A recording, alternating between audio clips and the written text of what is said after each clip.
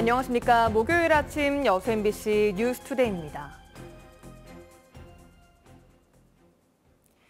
지난달 31일 정어박람회 개막식 때 박람회장을 방문한 윤석열 대통령에 대해 노관규 순천시장이 건의한 지역 사업들이 주목을 받고 있습니다. 크게는 6가지 사업인데 윤 대통령이 곧바로 주무장관에게 지시했는가 하면 순천시가 발빠르게 주무부처와 협의에 나서면서 현안 해결에 대한 기대감이 커지고 있습니다. 최우식 기자가 보도합니다.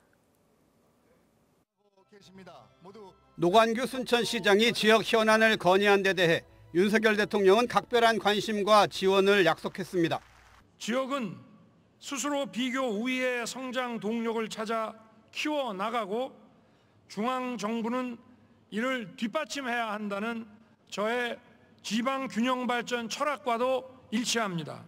순천이 호남과 대한민국 발전의 핵심 거점이 되도록 제대로 챙기겠습니다. 노 시장이 건의한 사업은 크게 6건. 대부분 정부 부처가 국비로 추진하는데 순천시가 장기적인 도시 비전으로 연계해 설정한 사업들입니다. 첫 반응은 애니메이션 클러스터 조성 사업으로 윤 대통령이 장관에게 곧바로 지시한 것으로 확인됐고 현재 300억 원의 예산이 1,000억 원까지 늘 것으로 기대됩니다. 도심을 통과하는 경전선이 우회될 수 있도록 장관에게 지시하셨고 그렇게 해주시기로 하셨습니다. 순천만을 보존하기 위해서 동천이 명품 하천 사업에 포함될 수 있도록 검토하라고 장관님께 지시하신 얘기를 제가 듣고 왔습니다. 특히 대통령이 잊지 않도록 챙기겠다며 김건희 여사도 말을 거둔 것으로 전해졌습니다. 명품 하천 사업은 순천시가 곧바로 부처 협의에 나서면서 동천의 포함 여부가 주목받고 있습니다. 이미 순천에서 윤 대통령은 수도권과 영남뿐 아니라 호남도 지방하천이 포함될 수 있어야 균형이 맞는다며 주무장관에게 지시한 것으로 알려졌습니다. 저희 동천과 옥천 합류 지점이 지금 홍수 피해가 자주 침수가 발생하는 지역입니다. 그 지역을 이제 친수 공간을 조성을 하면서 크게는 우리 원도심 르네상스와 연계해서 구도심을 미래의 발전 동력으로 삼겠다는 내용이죠. 현재 해양정원은 가로림만과 영일만보다 여자만의 여건이 좋은 것으로 알려졌고 국립민속박물관도 가능성이 높은 상황입니다. 경전선 우회는 이미 원희룡 장관이 순천을 다녀간 이후 국토교통부가 긍정적으로 검토 중입니다. 순천시는 대통령의 관심이 지역 발전의 동력으로 이어질 수 있을지 크게 기대하고 있습니다.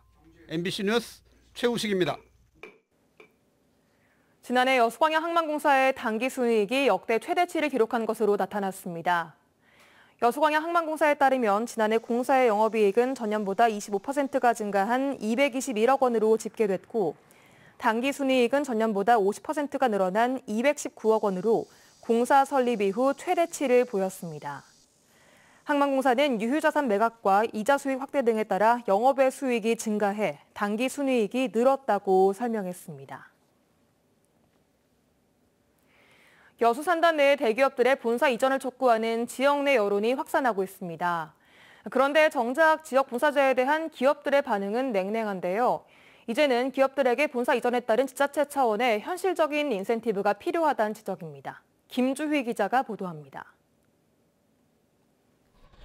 여수 산단 내 남해화학입니다. 남해화학은 지난 1975년 비료와 부산물의 생산 판매를 위해 처음 설립돼 여수 공장을 거점으로 운영돼 왔는데 지난 2016년 전격적으로 여수로 본사를 이전해 왔습니다.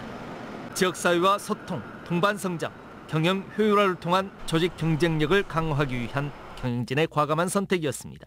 전라도가 이제 농도다 보니까 농업인과 육선 농협을 위해서 그 현장 경영, 관리 부분을 공장원으로 이전함으로 해가지고 생산 부분과 좀 공조 체제를 강화하자는 목적이 있었고요. 당시 남해화학 본사의 여수 이전이 시작점이 돼 여수로 본사를 이전해온 산단 기업들은 모두 13곳입니다. 여수 산단 대기업들이 중심이 돼 구성 운영되고 있는 공장장 협의회 소속사 35개사 가운데 37%에 그치고 있는 겁니다. 기대에 미치지 못한 기업들의 저조한 반응에 정치권을 포함한 지역사회는 산단 대기업 본사의 여수 이전을 꾸준히 요구하고 있습니다. 하지만 정작 기업들의 관심과 호응을 얻진 못하고 있습니다. 가장 큰 이유는 실질적으로 기업들에게 본사 이전에 따라 부여되는 각종 현실적인 혜택들이 미진하기 때문입니다. 그래서 지역 본사제에 따른 종합적인 지원 대책이 필요하다는 주장도 설득력을 얻고 있습니다. 기업의 본사를 지역으로 이전하는 지역 본사제를 추진하기 위해서는 지방자치단체의 역할도 매우 중요합니다.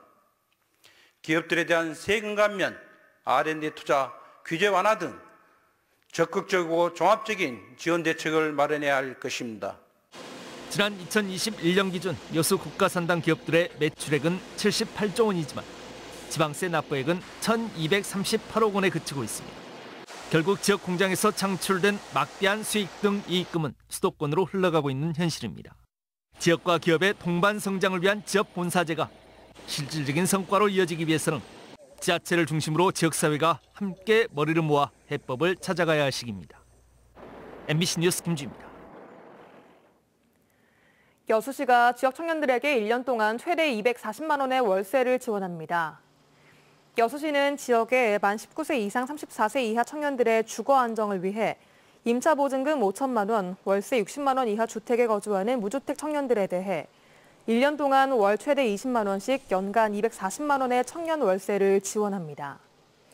여수시는 지난해 103명의 지역 청년들에게 청년 월세 7천만 원을 지급했으며 올해 들어서도 지난달 말 기준 140여 명을 대상으로 지급했습니다. 전라남도가 지역기업의 탄소 중립과 지속 발전 가능한 산업 생태계 구축을 위해 중소기업들의 탄소 전환을 지원합니다. 전라남도는 본사나 주사업장을 전남에 두고 3년 이상 가동한 중소 중견기업을 대상으로 기업별 탄소 수준 컨설팅과 기술 지원 패키징 제공 등 기업당 최대 5천만 원을 지원합니다. 특히 1차 금속 제조업과 트레일러 제조업 등 고탄소 배출 업종을 중점 지원할 예정입니다. 최근 설악산 케이블카 설치가 조건부 허가되면서 광주에서도 무등산 케이블카 설치 논란이 재점화되고 있습니다. 어제 관련 토론회가 광주시 의회에서 열렸는데 찬반 논쟁이 치열했습니다. 송정근 기자입니다.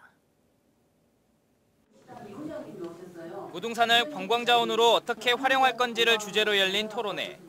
특히 케이블카 설치와 관련한 첫 공론화 자리여서 관심이 주목됐습니다. 케이블카 설치를 찬성하는 쪽은 무등산이라는 훌륭한 관광자원을 바탕으로 광주의 관광 수입을 늘려야 한다고 말합니다. 오히려 무등산에서 그치지 않고 아시아 문화전당에서 정상까지 가는 케이블카를 설치해야 한다며 파격적인 아이디어를 제시했습니다. 세계문화유산이랄지 이런 데에다도 케이블카를 다 설치를 했지 않습니까? 그러니까 케이블카를 통해서 수익이 창출되면 그 수익을 통해서 수익을 무등산에 재투자해가지고 반대 입장도 이어졌습니다. 케이블카가 요즘엔 어느 지역에나 있기 때문에 이미 매력이 사라져 랜드마크가 될 수 없다고 말합니다. 그러면서 지금은 무등산 정상복원과 사유지 매입 등을 통해 생태관광이 가능하도록 만들어야 한다고 설명합니다. 광주의 구성원들이 함께 무등산의 제 모습들을 찾아가기 위한 그 걸음들이 아직 해야 될 숙제들이 많이 있다. 그것에 좀 집중하는 것이 필요하다고 봅니다. 무등산 케이블카 설치는 지난 2007년 시민토론회를 시작으로 논의가 산발적으로 이어져 왔습니다. 하지만 환경단체 등의 반대로 추진되지 못했고 최근 설악산의 오색 케이블카 설치가 조건부 허가되면서 다시 논쟁이 재점화되는 양상입니다. 광주시는 무등산 정상 개방과 방공포대 이전 및 복원 문제가 현재는 더 중요하다며 지금은 케이블카를 하나의 주제로 삼기에는 적절하지 않다고 일축했습니다. MBC 뉴스 송정근입니다. 순천시가 최근 민간의 아름다운 정원을 발굴해 이번 정원박람회에 연계한 관광자원으로 적극 활용하고 있습니다. 순천시는 최근 전문가들이 참여한 현장 심사를 통해 삼산동 지음정원과 상사면 산들정원, 월등면 개월의 달, 해룡면 양치식물정원 등 4개 정원을 순천시 개방정원으로 선정했으며 정원 관리 재료비와 함께 안내책자와 누리집 홍보 등을 지원하기로 했습니다. 순천시는 지난 2017년부터 시민들의 생활 속 정원 문화 확산을 위해 해마다 우수 민간 정원을 개방정원으로 선정해 지원하는 개방정원 지정제를 운영하고 있습니다. 자치단체가 조성하는 숲에 심을 나무를 주민들에게 직접 키워달라고 맡긴 곳이 있습니다.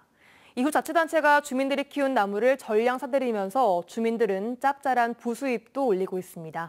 양현승 기자가 취재했습니다. 전남 신안군 지도읍의 한 비닐하우스. 작은 화분 8,000개가 가득 채우고 있습니다.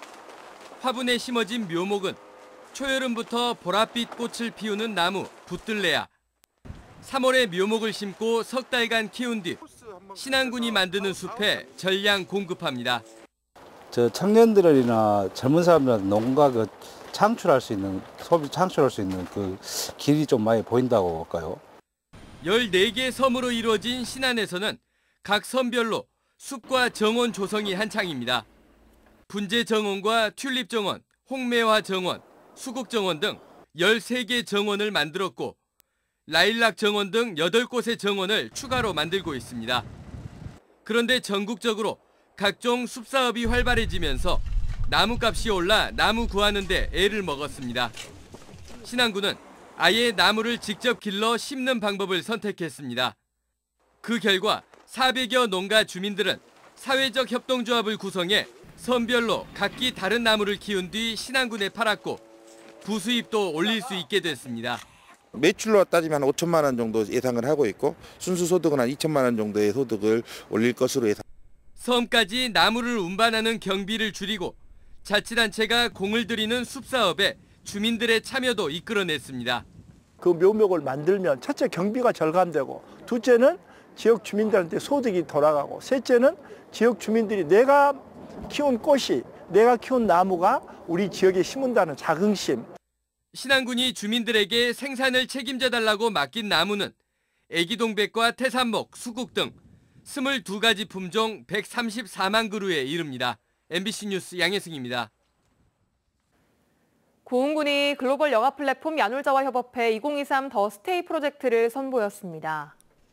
고흥군과 야놀자가 민관 협력 사업으로 추진하는 이번 프로젝트는 이달 말까지 숙박 할인과 관광지 무료 입장을 지원하는 기획전을 통해 투숙일 기준 6월 30일까지 고흥 지역 숙소를 예약할 경우 선착순으로 최대 3만 원까지 숙박 할인과 5곳의 고흥 관광 명소 4인 할인 등의 혜택이 지원됩니다. 고흥군은 특히 이번 프로젝트가 오는 21일부터 사흘간 열리는 우주 항공축제를 앞두고 축제 성공 개최에도 도움이 될 것으로 기대하고 있습니다.